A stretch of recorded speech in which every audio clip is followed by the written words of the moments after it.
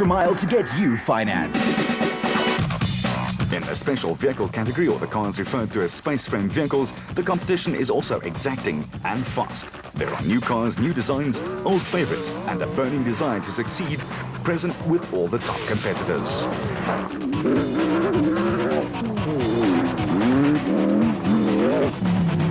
But there is one new class making its appearance. The class is A, which is our normal top class, which is totally unlimited suspension, unlimited power plant, and there's no limitations on suspension. Class B follows pretty similar guidelines, except that its capacity is limited to 2 litre. And then obviously we've got we're very excited about Class B, which started off as being a Pro 6. This class was designed specifically so that we can curb the expenses in this class and the guys can budget properly, that we don't have the runaway cost we have in Class A and in Class B. The V6 power plant is readily available, and there are various manufacturers that vehicles came out with that.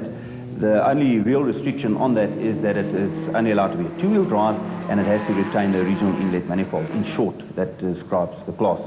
And there's quite a few vehicles being built already, and I think it's going to be a tremendously exciting class.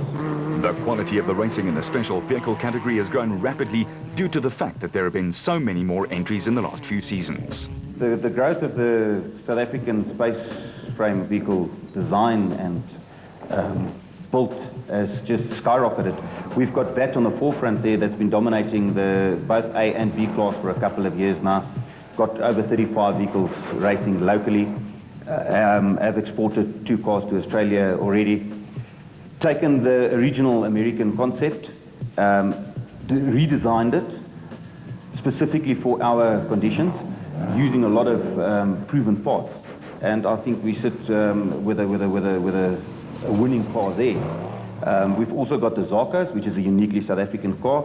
Hendrik Fourie was adamant in trying to retain the costs of this vehicle, and has been very successful in it as well. And also last year, towards the end of last year, they moved into Class A. They already got a podium first place in one of their Zarkos, and developments is ongoing, and it's just up the standard for all the other local manufacturers. And the road forward, I think that our cars, the local cars, will be dominating still. The BAT specification 1 through to 3 and now 4 certainly has revolutionized the sport here on local soil, but the foundation was laid by the old-time designs that were around and still are. The Jimcos and the Porters have provided the platform for the design and the development of the uniquely South African vehicles, and they remain race winners in their own right. All that the local guys have done is they've customized the vehicles more to our conditions. Our conditions are, I believe, far rougher than what they are in the States. We do a lot more sharp cornering and deep washouts and ruts and stuff, and tight sections through velds, up through typical bushveld scenery. And they've taken all the best out of the imported vehicles and put it into their local vehicles. The Motorride team has dominated proceedings in the last few years, and there are some teams who are ready to knock them off their perch. I just need to put the ball back on my side, eh? Okay. As for the Century Racing team, they're ready to answer the call to action, even though their 2008 campaign did not exactly get off to a flying start after this year's Dakar Rally was cancelled due to political instability in Central Africa.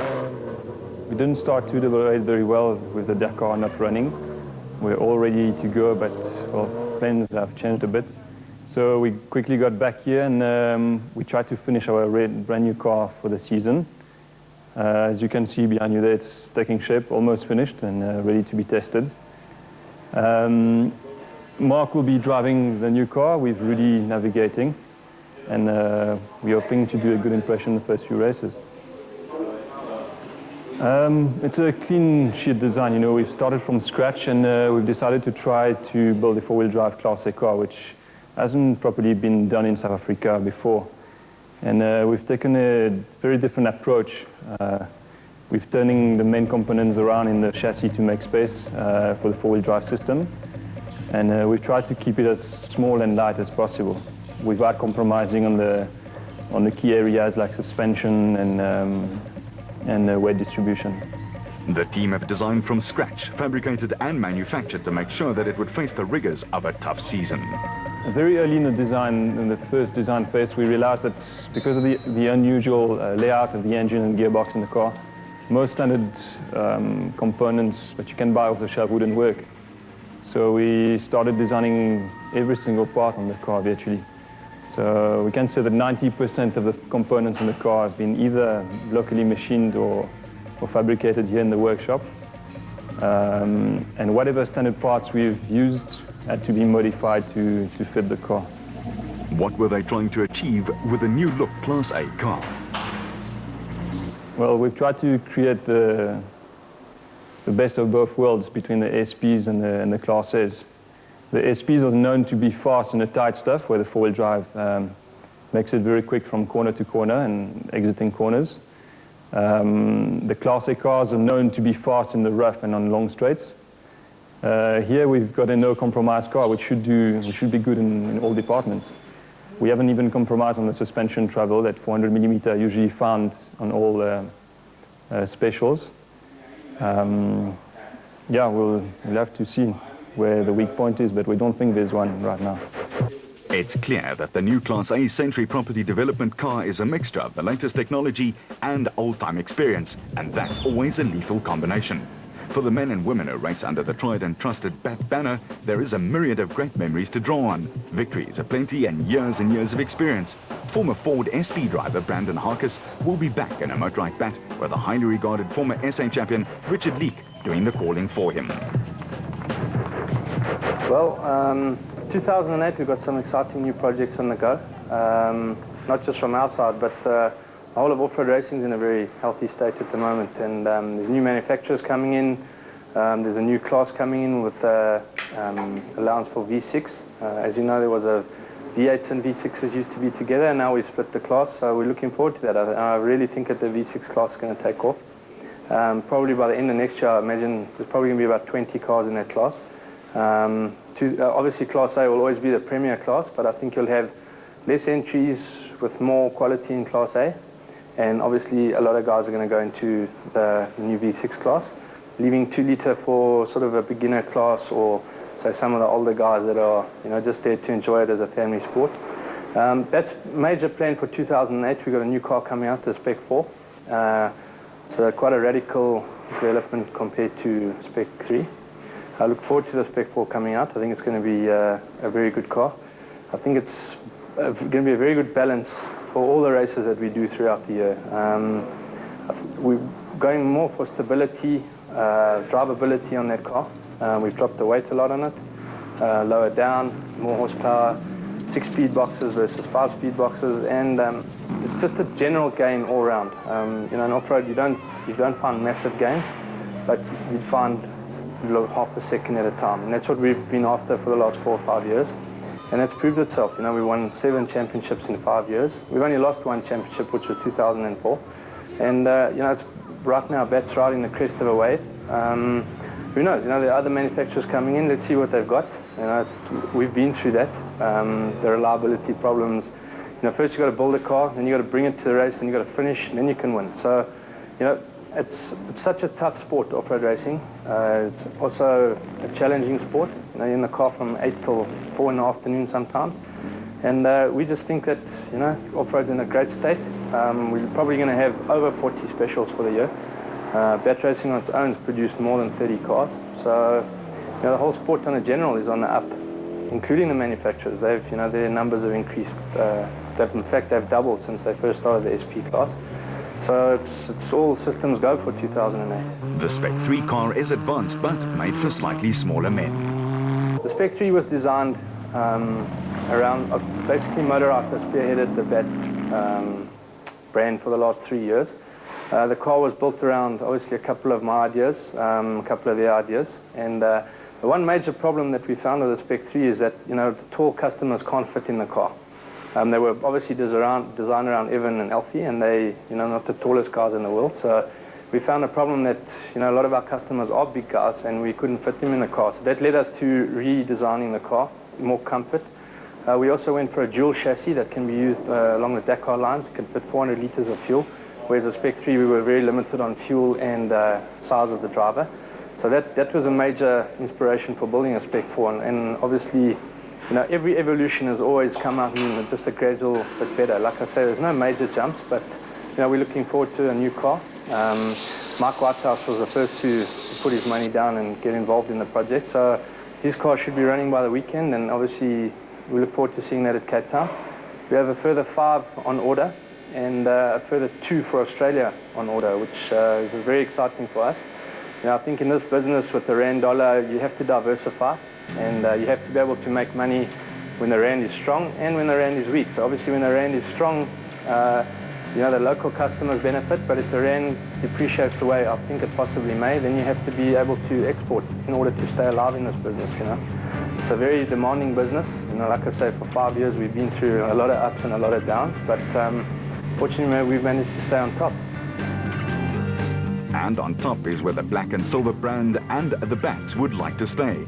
How does Brandon feel about the opposition car builders, though? You know, I always say to people, you know, Jimco's and Porters are very, very good cars. Make no mistake. They're obviously built for their conditions. Their conditions being high speed, big holes, extremely tough on suspension, drivetrain in America. They're not, in my opinion, built for our country, and whereas a bat is specifically designed for our terrain, our conditions, our needs. So that definitely gives us an edge. And the bat's biggest plus is that, you know, you pay a lot of money for these cars, but you lose very little on a bat. You know, we've kept the second-hand value extremely high on these cars, which is a very positive feeling for somebody who's going to buy a car. You know, I give buyback on the car. So we're probably the only company in the world that will give you a buyback on a racing car, which is nice for a customer to know. If he's going to pay X amount for a car, he's only going to lose X amount on the car. So that gives them a lot of confidence going into the deal. Like I say, we've got over 30 cars out there, and you know, at the end of every year, there's a lot of musical chairs that take place. You know, people just move from one car to the next, and it's very easy for them. You know, they don't have to chip in too much.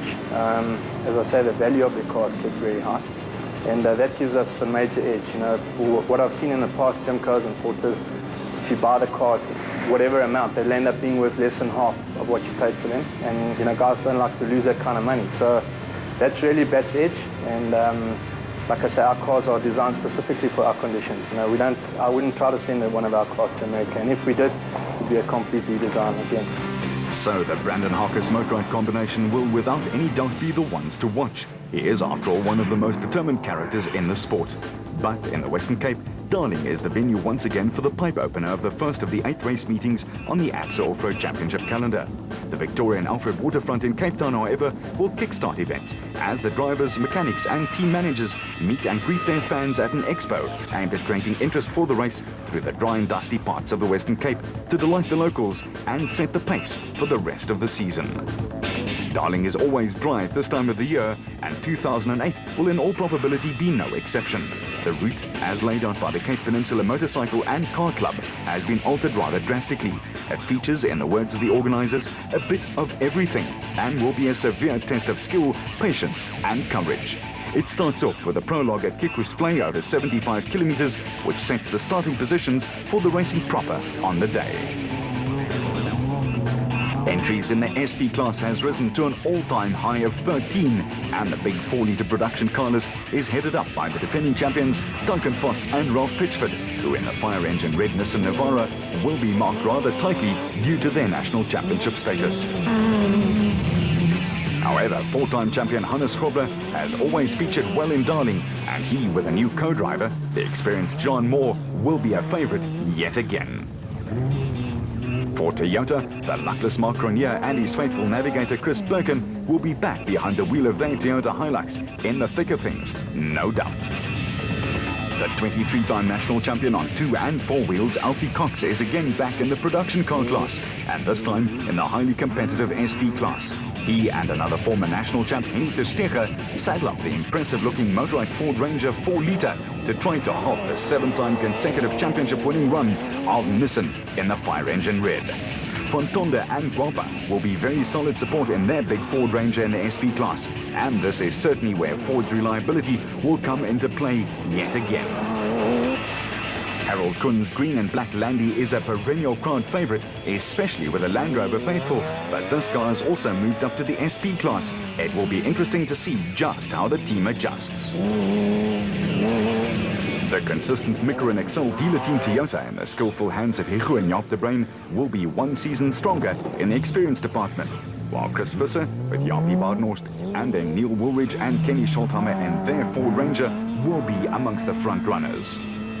In Class D, Cliff Weichelt has a new man beside him, Jimmy Goch instead of son Louis, while Ramon Besuitnout reacts to the calls of Stefan Locke in their big Toyota Hilux 3.4.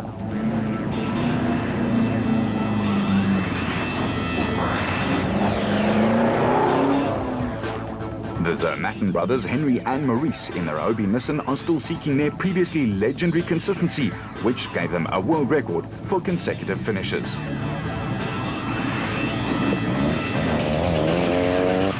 While the Raysonics team of Kutsia Labuskaghni and Johan Gerber need slightly better luck in 2008.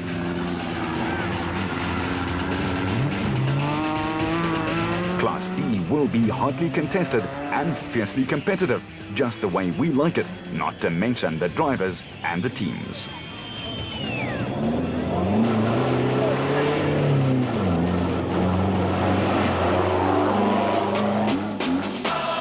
The husband and wife combination, the Barkhuizens, Sharon and George, have moved out of Class E and into the SP class, thus leaving a void there, but the Rurikon team will be one to be reckoned with, as their 2007 shine gave them a lot of confidence and credibility, thus proving that Class E is a breeding ground for drivers to mature, nabs to learn in the hot seat under pressure, and to form a solid combination who can then move up in the classes. Thomas Rundle is in Class E and has come along in leaps and bounds in the Baden Tyres Nissan.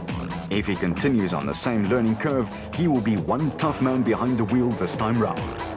As for Jack Peckham and Lucio Santoro, they've had the diesel Ford eating right out of their hands and have driven the car with just the right combination of holding something back and then giving it horns.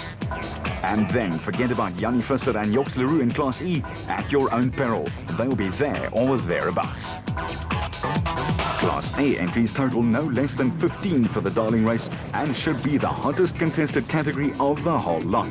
The defending national champions, Evan Hutchison and Akim Bergman, are back and are looking mean, while the runners-up in 2007, the father and son combination of Nick and Ryan Harper, are also doing duty again in the big turquoise Atlas Copco bat.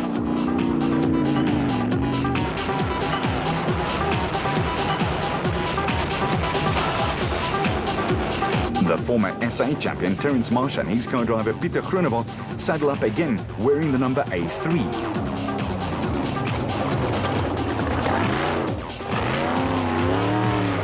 While Herman Sulwalt and Paul Helberg and their Zarco Magnum with a big Chevy engine will again be ruffling a few tail feathers during the season like they did in 2007.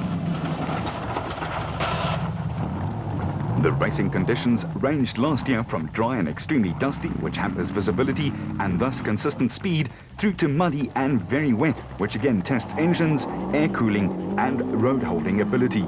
And then in the Amatale 500, racers even had to contend with snow, where traction was all important. In the 2008 season, it will be exactly the same and then some, as a lot of Southern Africa's weather patterns have changed greatly, making car setup a bit of a guessing game at the best of times.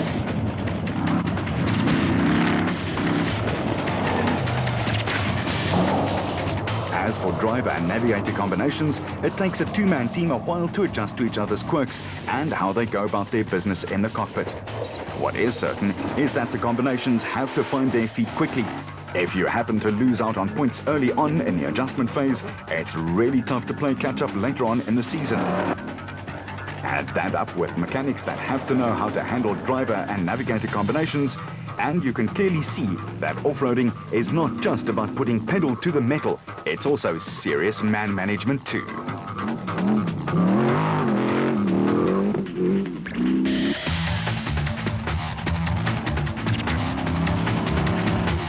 As for the car's reliability, they will be tested to the limit. Man and machine has to take a pounding in off-road racing, and the routes that are laid out make sure that that is exactly what happens out there in South Africa.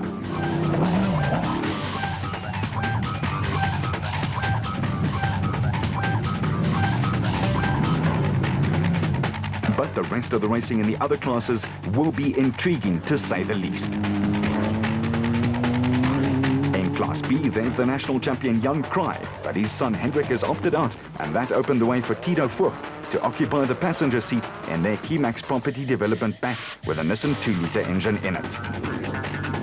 Bez Bezuidenhout and Johan de Bruin again combine in the Edenko bat, and their runner-up spot in the championship last year proves that they will be a much-watched team this time round.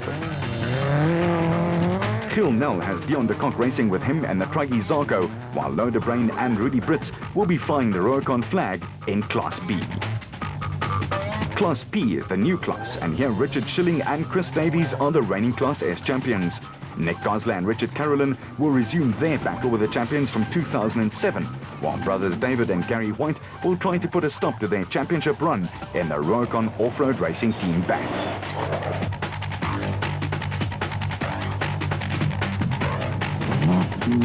All in all, the off-road racing will be great to watch, as there will be something for everyone to see. The program of events for Darling is jam-packed and blisteringly fast. You should be there or be prepared to lose out.